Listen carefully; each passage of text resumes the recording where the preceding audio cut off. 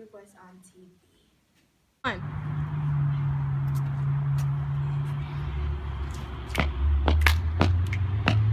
We're reading with the rainbows in the Renaissance. We're reading with the rainbows in the Renaissance. From the prince to utopia to the courtier. Reading so hard, yeah, we make you wanna stare. And we're reading with the rainbows in the Renaissance. We're reading with the rainbows in the Renaissance. The Inferno, a 14th century epic poem. I, poet, philosopher, and scholar Dante Alighieri, was born on May 21st, 1265 in Florence, Italy. I was born into a political scene which influenced the setting of this here poem.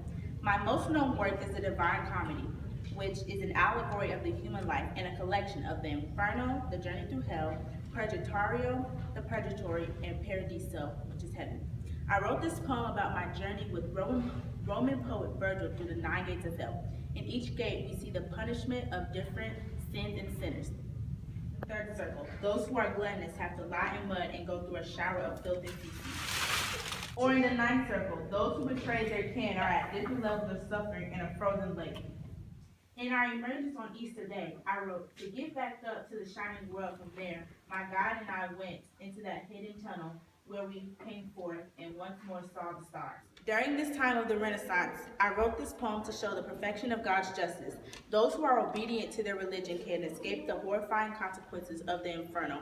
I wrote this poem to influence the production of literature and a person's spiritual, experimental, and political exile. Did it work? Hey, you right there, do not skip this commercial. Don't skip it. I would like to give a big thank you to the Medici family for sponsoring this commercial. Thank you, we greatly appreciate you and your bank. Okay, you can skip this commercial now. My name is Francesco Petrarch. I was born July 20th in 1304. I was an Italian scholar and poet during the Renaissance period. Some consider me the father of humanism, but I am best known for my book, Two Handsome Years. This book is a collection of poems about my love. My love for Laura was so deep, however, she was married. I first saw her in 1327 in the Church of St. Clair. When I saw her, it was like love at first sight. It was on that day when the sun's rays was darkened in pity for its maker that I was captured and did not defend myself because your lovely eyes had bound me.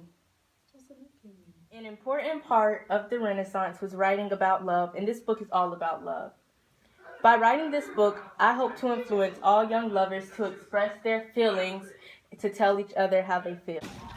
And now to Joy with breaking news.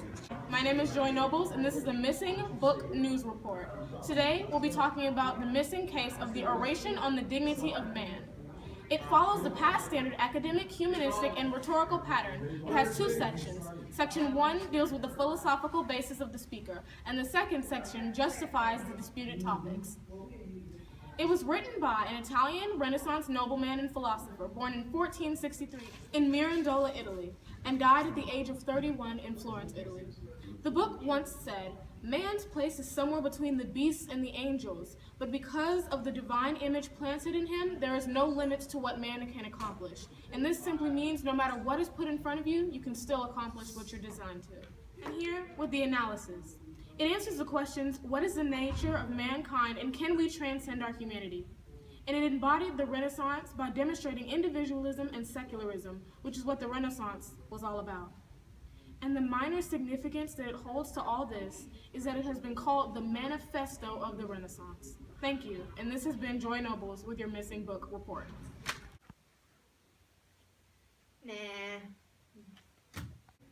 I, Giovanni Boccaccio, am the author of the Decameron. I am an Italian poet and scholar born in Certaldo, Italy in 1313. As a child and the son of a Tuscan merchant, my love for literature was not accepted by my father, but was explored and established when I was sent to Naples to learn business. It was there that I met my fellow humanist Petrarch and wrote my first work, La Cassia di Diana. Around the years of 1348 to 1353, I wrote this collection of novellas. Now we all know that the Black Death, or the death-dealing pestilence, was a period of horror, so of course I decided to dedicate a book about how some escaped it. It starts with a group of 10 people, 7 women and 3 men, who are gathered in the church of Santa Maria Novella, praying, and decide to escape their suffering by going on a road trip to escape the plague. It was there where they organized their own government of a new king/queen each day and spend their time telling random stories based on the theme the king or queen of the day decides. They stay for 2 weeks and then return home to Florence. In reality, the death of so many people really influenced the Renaissance and rebirthed the people's love for literature and art. My book gave light to the darkness of terror.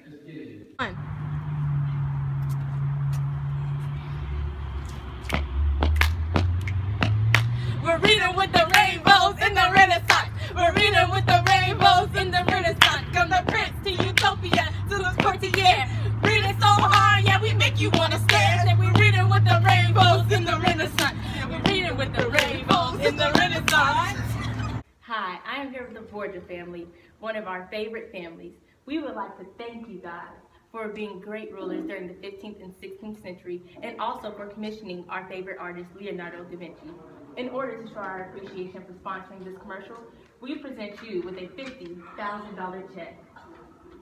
Give it up for the Borgias. The Book of the Courtier was a famous courtesy book in the 16th century, written in 1561. This fictional tale is about a perfect courtier of the Duke of Urbino and a perfect lady. This takes place over 4 days, where members of the court try to describe the perfect courtier, debating among nobility, humor, women, and love. Baldassare Castiglione, the author, was born December 6, 1478 in Caserta. He was known for being an Italian courtier and diplomat, and being a writer. His most famous work was the Book of the Courtier, in which he wrote until his death on February 2nd, 1529. Outward beauty is a true sign of inner goodness. This is loveliness indeed, is impressed upon the body in varying degrees as a token by which the soul can be recognized for what it is.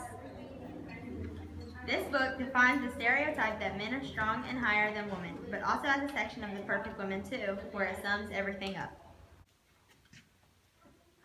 Oh my gosh. It is I. I am a historian, politician, philosopher, and writer.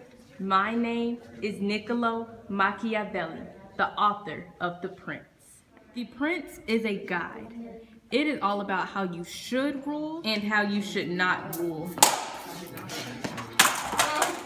I wrote this book to be directed specifically to the Medici family, but any and all royalties can use it. The quotes I wrote in The Prince is that nevertheless, liberality exercised in a way that does not bring you the reputation for it injures you. Here, I mean that if your liberality is not given in a way where it helps your reputation becomes well, then it is doing nothing but hurting you. If your liberality is hurting you, it is hurting your reputation as well. The rulers during this time of the Renaissance are very important because a bad ruler can take this Renaissance downhill. This guide will hopefully influence all of royalty so they will know the right way to rule. To know the right way to rule, read my book, The Prince.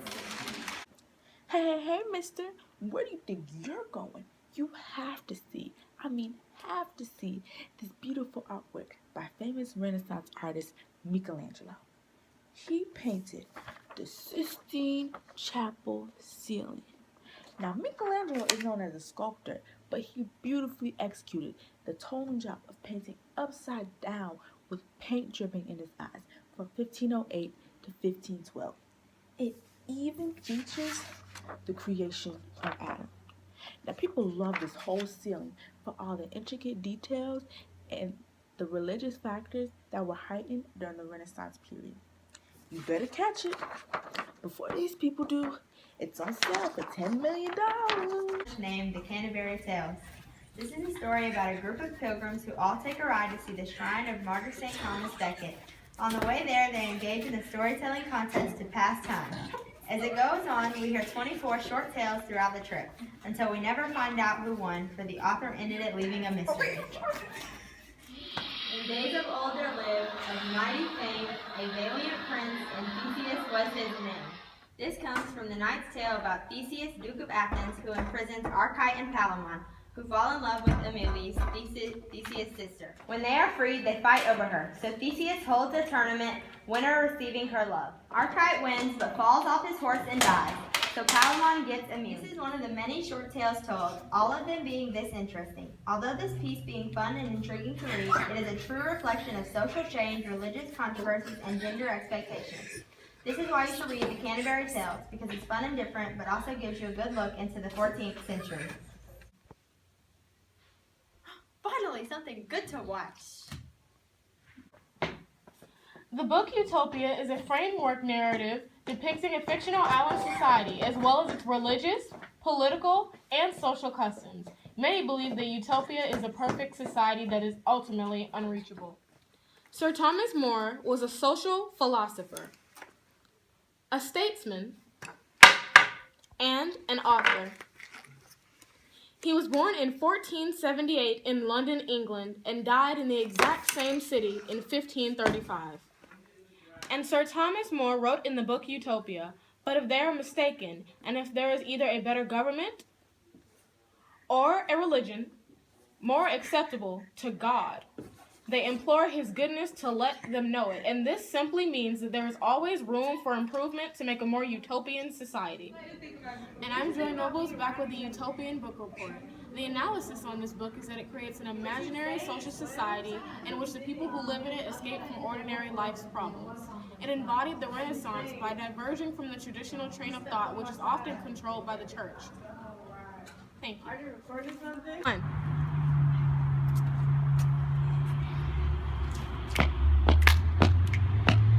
We're reading with the rainbows in the Renaissance. We're reading with the rainbows in the Renaissance. From the prince to Utopia to the courtier.